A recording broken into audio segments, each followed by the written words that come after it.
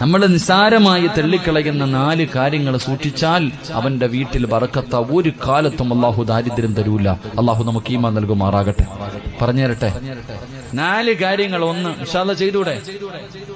1 സുബഹിക്ക് മുമ്പേ എഴുന്നേൽക്കുന്നവൻ അള്ളാഹു ഒരു കാലത്തും ദാരിദ്ര്യം കൊടുക്കില്ല എന്ന് നബി മുഹമ്മദ് മുസ്തഫ. സുബഹിക്ക് ബാങ്ക് വിളിക്കുന്നതിന് മുമ്പേ എഴുന്നേൽക്കുന്ന മനുഷ്യൻ. സുബഹിക്ക് എഴുന്നേക്കുന്നില്ല, പിന്നല്ലേ മുമ്പ്. മനുഷ്യ സുബഹിക്ക് നേരത്തെ എഴുന്നേക്കണം.